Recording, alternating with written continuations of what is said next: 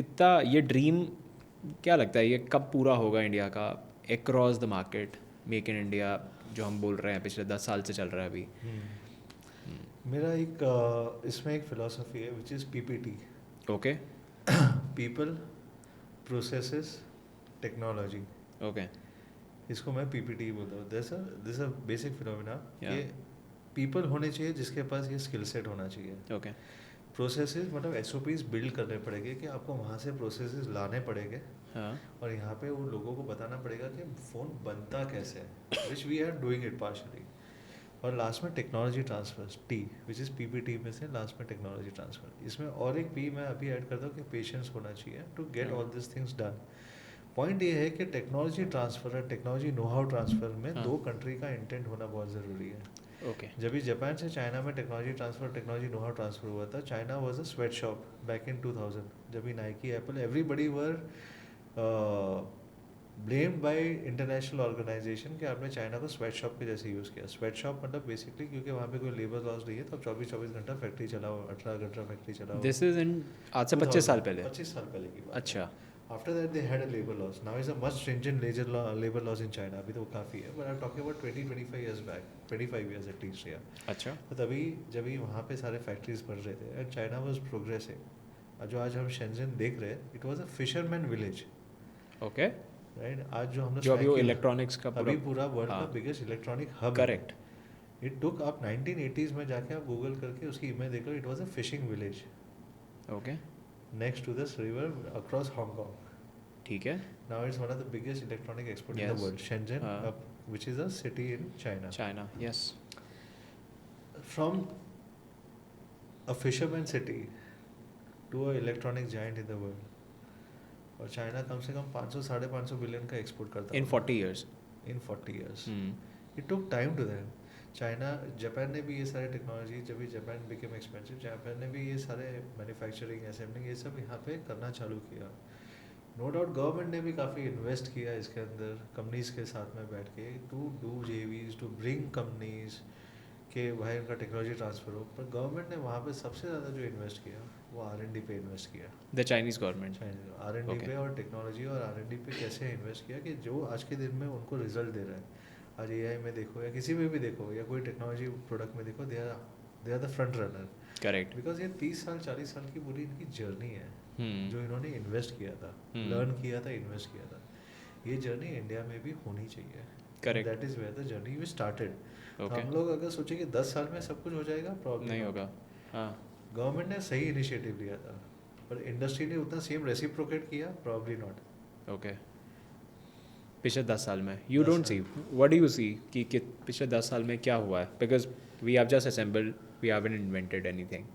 क्या क्या होना चाहिए from the government side and from our own philosophy also? चलो मैं आपको इन्वेंशन साइड की बात करता हूँ। इनोवेशन और या अगर हम डिज़ाइन इकोनॉमी बनाना है, we have got the best of the minds in India. Correct. IITians हो या कोई भी हो, we have got the best of the minds in हम ही लोग बाहर जाके बना रहे होते हैं। हम लोग ही बाहर Correct. जाके दूसरी कंपनीज को बड़ी कर रहे हैं, करे हम लोग ही बनाते हैं। पर अगर हम लोग इंडिया में कोई डिज़ाइन बनाएंगे, हाँ। उसको रियल शेल्फ लाइफ पे लेके जाना हाँ। एक टास्क है, ठीक है राइट। अभी वो इंडिया का design why would a foreign company use?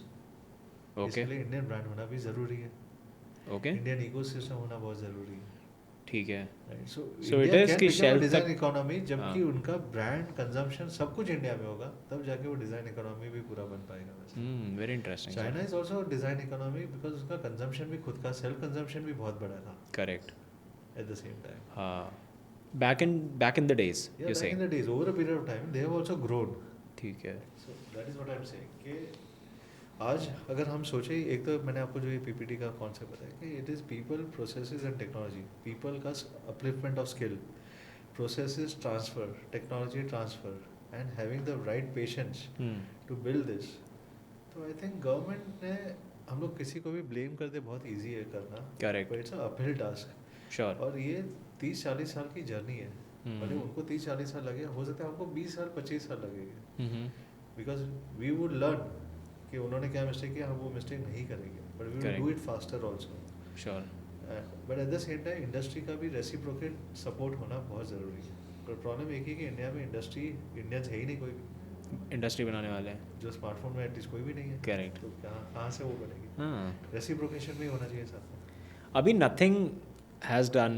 They have entered India with the name of nothing बोलते हैं, nothing only. Yeah. तो उनका JV हुआ है. Nikhil Kamat has I think been involved there. हाँ. What is that? वो क्या कर रहा है? Are they going to वो भी बस एक brand है just like the Chinese brands, one of the brand coming to India, or they're going to any which ways going to help how you are helping the country? There's just another brand coming down from outside Okay. to India, right? Nothing more. Nothing more about it. Okay. And at the same time, जो आप JV की बात कर रहे हो या जो भी कर रहे हो, हाँ. I think I personally believe कि there's no advantage to India as such. हाँ. इंडिया को इसलिए एडवांटेज नहीं है क्योंकि एनीवेज इंडिया में वो सिर्फ असेंबली शिफ्ट हुआ है. ठीक है. इंडिया में वो लोग माल तो बेच ही रहे थे. करेक्ट. अभी उन्होंने सिर्फ दूसरी जगह असेंबली करना चालू कर दिया. तो इंडिया को उससे क्या बेनिफिट होगा? Very simple logic. ठीक है. यू आर शिफ्टिंग या manufacturing from one factory to another factory. ठीक है. अगर आप उसको एक PR स्टंट बोल दो, आप उसको वैल्यू एडिशन बोल दो, there would be definitely some value addition coming out at the end of the day for sure, right? By the end of the day, as a country, I don't see any value addition coming down of it, right? Why is it so? मैं वही तो बोल रहा हूँ कि अगर वो लोग माल एक फैक्ट्री में बना रहे थे, वहाँ से शिफ्ट करके भी ये फैक्ट्री में बनाएंगे. तो कोई टेक्नोलॉजी ट्रांसफर, प्रोसेस ट्रांसफर और वो पीपल ट्रांसफर कुछ नहीं हुआ. I don't see any change happening, right? Correct. India को उसमें क्या बेनिफिट है?